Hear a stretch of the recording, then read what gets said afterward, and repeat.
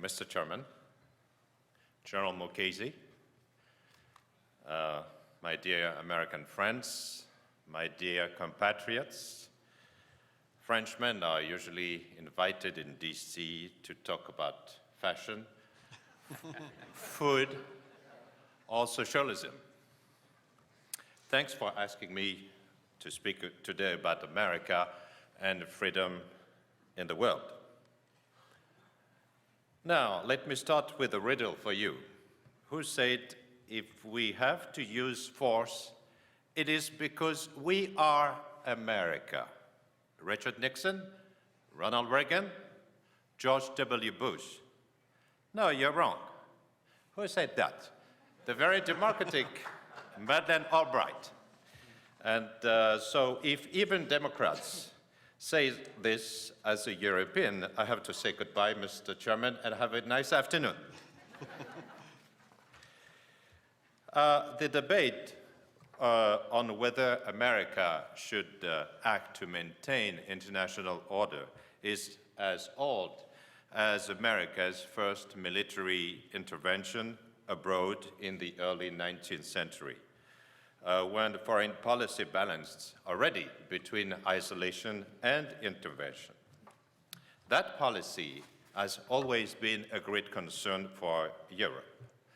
And today, Europe and the United States of America share the vision of that the American involvement is essential to maintaining peace and stability in the world, and that your country is undoubtedly the strongest power able to take on such great responsibility.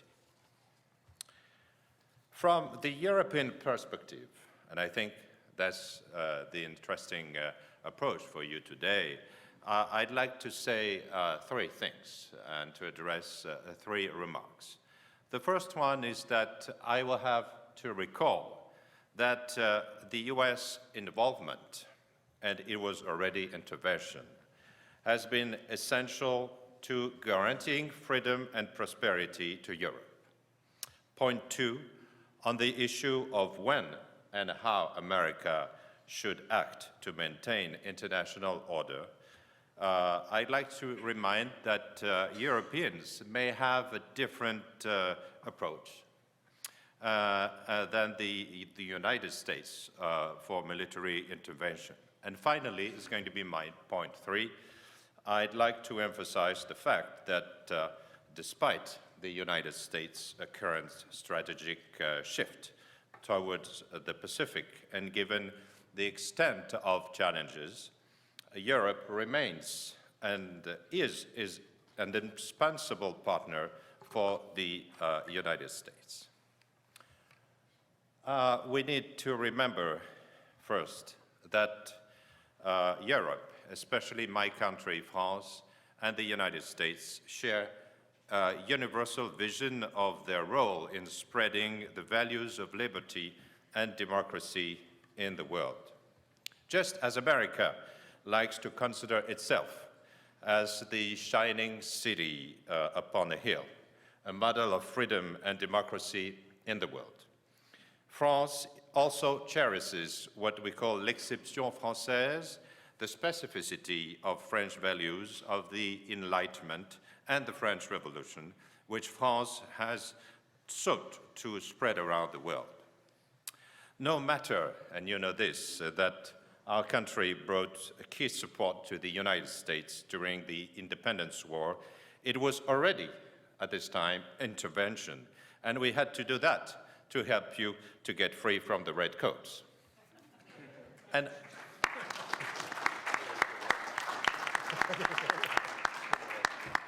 in return, the United States has been a precious ally, intervening to guarantee freedom, peace, and security, enabling Europe to prosper.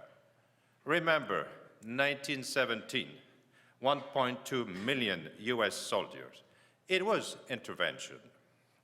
I was with Chief Justice Linot 2 days ago on the grave of General Pershing to pay our tribute to the American intervention and to the great general. 1944, It was also intervention in the world's affair. We will always remember with great emotion and gratitude the sacrifice of your boys for our freedom. They were heroes, and they were not afraid of making chaos in the Nazi order. America was also instrumental in reconstructing Europe with the Marshall Plan, as you know. Finally, the guarantee of American protection during the Cold War, thanks to NATO Collective Defense Alliance as of 1949, enabled Western Europe to prosper freely. And moreover, the Allies achieved a historic success with the collapse of the Soviet Union, freeing Eastern Europe from the tyranny of communism. And we can say still today, thank you, Mr. President.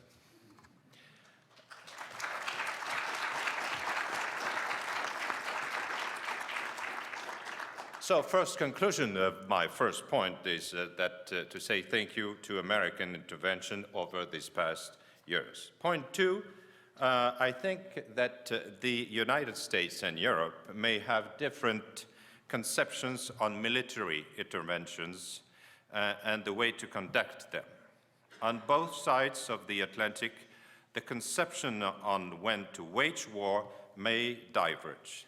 The most telling example on this was the Iraq War in 2003, causing division in Europe between a group of 8 EU members, among which the United Kingdom, Italy, and Spain, plus 10 future EU members who supported the American intervention, and another group of nations led by France who strongly opposed the war.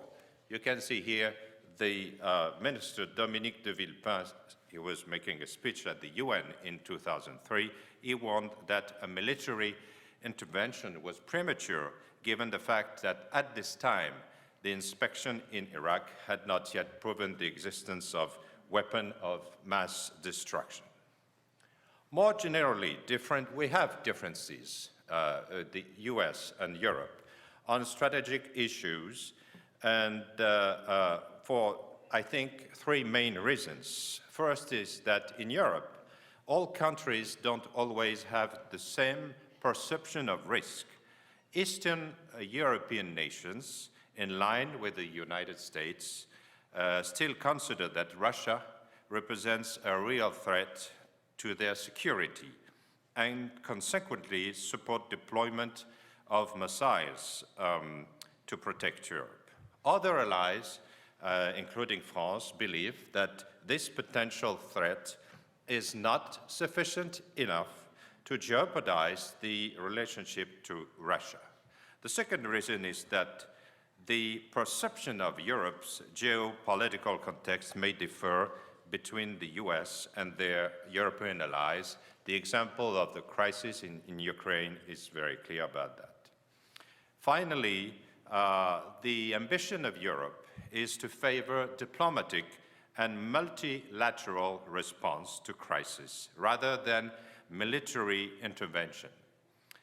Because our continent has enjoyed peace through greater integrations, Europe believes in world governance as a better way of ensuring stability and peace. There are military solutions, and I will say a few words about that just now, but they can only be a legitimate last resort and authorized by the UN Security Council resolution. On the contrary, sometimes the United States views that the UN process is lacking of efficiency and create some unnecessary constraints. So, conclusion of point 2, we do belong to the same family, but we are members of a family, and as in every family, we may have different views. Point 3, and this is my last remark, I'd like to say that despite the shift of the United States to Pacific and given the extent of current challenges, Europe remains the essential partner for the United States. The United States will increasingly need support from Europe in its military interventions for three main reasons.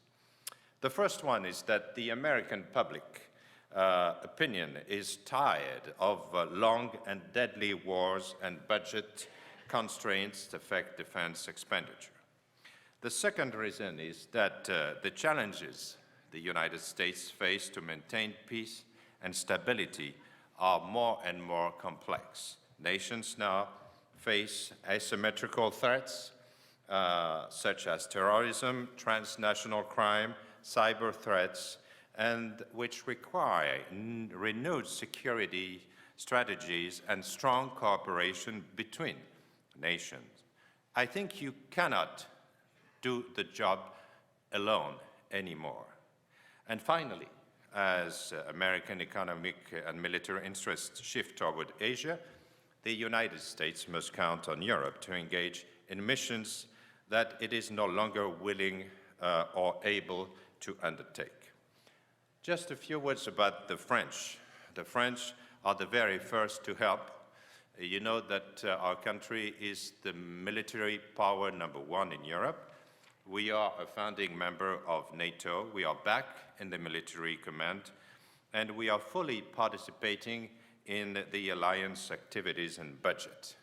Libya in 2011, Serval in Mali in 2013, Chad, Sahel, operations in Afghanistan, airstrikes against the Islamic State in Iraq, and Syria. You probably heard that our aircraft carrier left 2 days ago to Syria to make new strikes.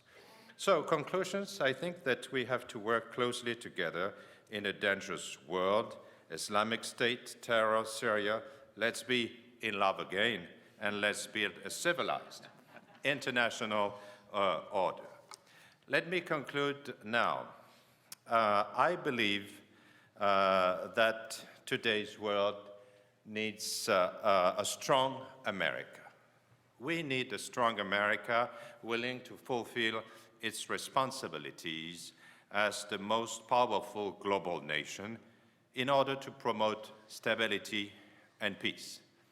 And it is not only about security, it is also about preserving our values, the values that I mentioned when I started my speech, the values of freedom.